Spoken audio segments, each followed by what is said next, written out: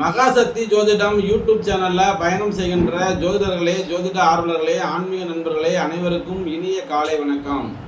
எல்லோரும் சுகமாக இருக்கிறீர்களா? இருப்பீர்கள், இருக்க வேண்டும். இன்றைய நாள் அனைவருக்கும் இனிய நாளாக அமைய வாழ்த்துக்கள்.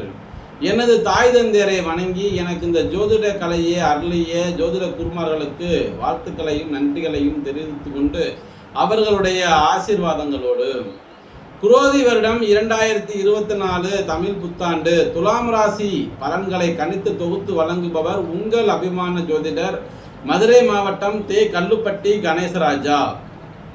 இந்த சித்திரை மாதத்தில் குரு பகவான் மேசராசியிலிருந்து ரிஷபராசிக்கு இடப்பெயர்ச்சி அடைய போகிறார். சனி பகவான் கும்பராசியில் பயணம் செய்கிறார். அதிசார சனியால் இந்த குரோதி ஆண்டின் இறுதியில் ராகு சனி சேர்க்கை ஏற்பட போகிறது. அப்போ இந்த குரோதி ஆண்டுல கிரகங்களின் மாற்றத்தினால இந்த துலாம் ராசியில பிறந்தவங்களுக்கு என்னென்ன பலன்கள்லாம் கிடைக்கும் என்பதை பார்ப்போம். அப்போ இந்த துலாம் ராசி மே 1ஆம் தேதி சித்திரை மாதம் 18ஆம் தேதி குரு பெயர்ச்சி நிகழப் போகிறது.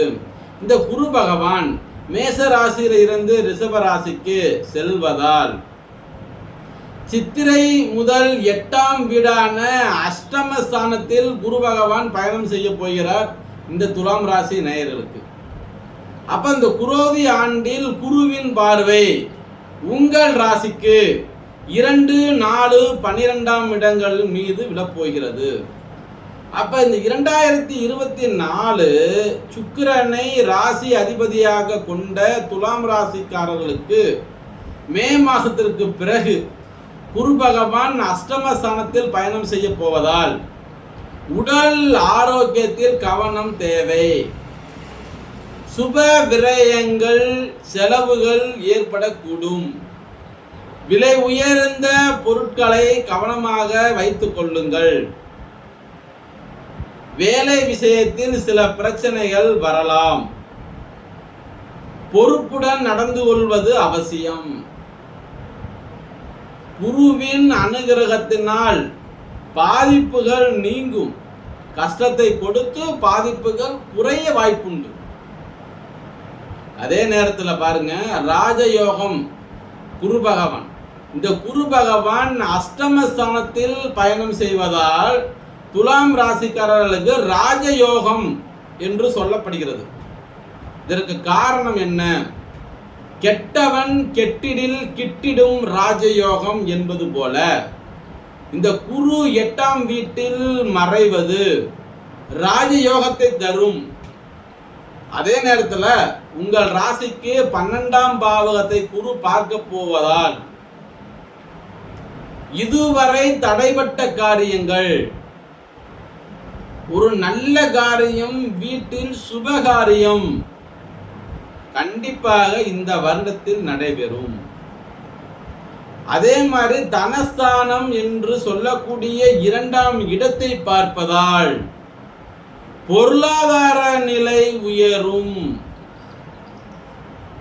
பணம் வெளியில இருந்து வர வேண்டிய கொடுக்கல் வாங்கல் நிலைகளில் இருந்தால் கண்டிப்பாக கைக்கு பணம் வந்து சேரும்.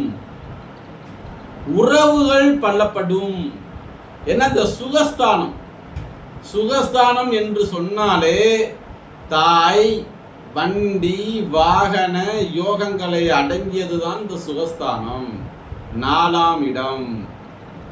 அப்ப இந்த 4ஆம் வீட்டினை குரு பகவான் பார்க்க போவதால் வருமானங்கள் அதிகரிக்கும். தாய் குழந்தைகளிடம் அந்யோன்யமாக நடந்து கொள்ளுவார்கள். அரவணைப்பில் இருப்பார்கள். தாயினுடைய உடல்நிலை சீராகும். குடும்பத்தில் ஒரு சுபகாரியம் நடக்கும். பணம் வர வேண்டியது கைக்கு கண்டிப்பாக வந்து சேரும்.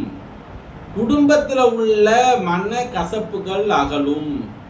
கணவன் மனைவி இடையே உறவுகள் பள்ளப்படும். அசையும் மற்றும் அசையா சொத்துக்கள் வாங்க நேரிடும். பங்கு பாகம் பிரிக்க வேண்டியது இருந்தால் இந்த தருணத்தில் பிரித்தீர்களானால் எந்த விதமான பிரச்சனைகளும் இன்றி பிரித்து கொள்ளலாம். அதே மாதிரி புது வீடு கட்டி இருந்தால் குடி போகலாம். புது விதமான முயற்சிகள் கைகூடும், தொழில் லாபம் கூடும், வேலையில இருப்பவங்களுக்கு ப்ரமோஷன் கிடைக்கும். அதுக்கு அடுத்து பாருங்க புண்ணிய சனி.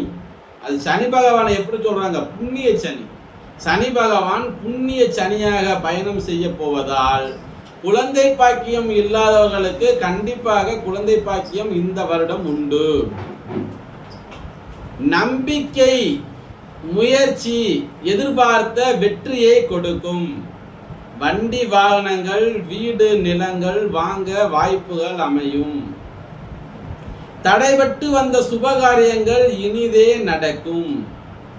பண வரவு அதிகரிக்கும். குடும்பத்தில் உற்சாகம் அதிகரிக்கும்.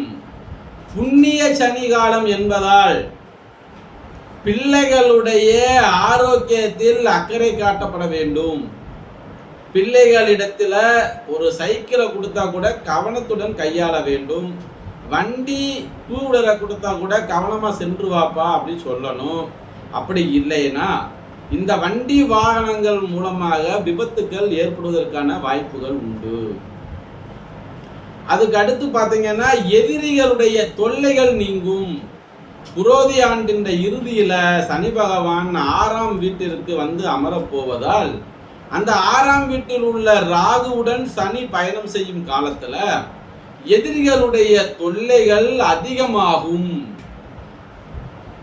அதே நேரத்தில் பல வழிகளில் பணம் வந்தாலும் கூட அந்த பணம் விரயத்தை நோக்கி செலவு செய்ய நேரிடும். அதனால கொஞ்சம் எதிரிகளிடத்துல பணிந்து நடப்பது நன்று. அதே நேரத்தில் நம்ம பேசக்கூடிய விஷயங்களாக இருக்கட்டும், செய்யக்கூடிய செயல்களாக இருக்கட்டும், விரோதிகள் இல்லாமல் கவனத்துடன் பார்த்து கொள்வது சிறப்பு. அதே நேரத்தில் பாருங்க, இந்த 12ஆம் இடமான விரய ஸ்தானத்துல குரு பார்க்கிறாரு. அப்ப குரு பார்க்கிறாருன்னா சுப செலவுகள் அதிகரிக்கும், சுப விரயங்களாக இருக்கணும். அப்போ ஒரு ஜாதகர் நன்றாக யோசித்து இது சுப செலவா, விரய செலவா, அசுப செலவா, நல்ல செலவா என்பதனை முன்கூட்டியே தீர்மானித்து அதற்கு ஏற்றாற் போல தங்களுடைய செலவுகளை செய்ய கடமைப்பட்டவராக வர வேண்டும். எதுக்காக சொல்றேன்னா, ஒரு 12ஆம் இடம் விரயஸ்தானம். அந்த விரயஸ்தானத்துல விரய செலவுகள் உண்டு, அதுல மாற்று கருத்து இல்லை. இந்த வருடம் துலாம் ராசி நேயர்களுக்கு கண்டிப்பாக விரய செலவு உண்டு. அவன் மருத்துவமனைக்கு கொடுக்கிறானா, நல்ல ஒரு ஆரோக்கியமான உணவுப் பொருள் வாங்குவதற்கு கொடுக்கின்றானா என்பதனை கவனிக்க வேண்டும். சுப செலவா அசுப செலவா என்பதனை தீர்மானிப்பது நீங்களே. அதற்கு அடுத்து பார்த்தீங்கன்னா, நீண்ட நாள் இருக்கக்கூடிய கடன்களை அடைப்பதற்கு முற்படுவீர்கள். வெளிநாடு செல்லக்கூடிய யோகம் இருந்தால் கண்டிப்பா வெளிநாடு போகலாம் அந்த வருஷம். அதே நேரத்தில் படித்து முடித்து வேலைக்காக காத்துக்கிட்டு இருக்கின்ற மாணவ மாணவிகளுக்கு இந்த வருடம் முயற்சி செய்தால் கண்டிப்பாக உத்தியோகம் உண்டு. அதற்கு அடுத்து பார்த்தீங்க அப்படின்னா, மாணவ மாணவியர்கள் அப்படின்னு எடுத்துக்கிற கூடிய பட்சத்தில் படிப்புல அதீதமான கவனங்களை செலுத்த நேரிடும். அதே நேரம் விவசாயிகள் அப்படின்னு எடுத்துக்கிட்டோம் அப்படின்னா ரொம்ப கஷ்டப்பட வேண்டிய காலகட்டம். அதிகமான உடல் உழைப்பு இருந்து விளைவிக்கின்ற பொருள்களுக்கு விலை ஏற்றம் என்பது சற்று குறைவாகவே காணப்படும். அப்ப அதை நீங்க பதப்படுத்தியோ அல்லது குடோன்ல சேமித்து வைத்தோ காலங்கள் கழித்து நீங்க விற்பனை செய்யக்கூடிய அந்த நேரத்துல இரட்டிப்பு லாபம் அடைவீர்கள். அதே நேரத்தில் பார்த்தீங்க அப்படின்னா, இந்த மகாசக்தி ஜோதிடத்தின் வாயிலாக இலவசமான அடிப்படை பயிற்சிகள் நடைபெற்று கொண்டிருக்கின்றது. மாணவ மாணவியர்கள் அல்லது ஜோதிட பாடங்களை கற்க நினைப்பவர்கள் 99 76 83 60 64 என்ற எண்ணில் தொடர்பு கொண்டு நீங்கள் பயிற்சியை கற்றுக்கொள்ளலாம். மகாசக்தி ஜோதிடம் யூடியூப் சேனலை சப்ஸ்கிரைப் செய்யாத ஆன்மீக நண்பர்கள், ஜோதிட ஆர்வலர்கள் மற்றும் மாணவர்கள் சப்ஸ்கிரைப் செய்து கொண்டு பக்கத்தில் இருக்க பெல் பட்டனை அழுத்தி தொடர்ந்து ஆதரவு கொடுத்து குருவருளும் திருவருளும் பெற்றிட வேண்டுமாய் கேட்டுக்கொண்டு விடைபெறுகிறேன். நன்றி. வாழ்க வளமுடன்.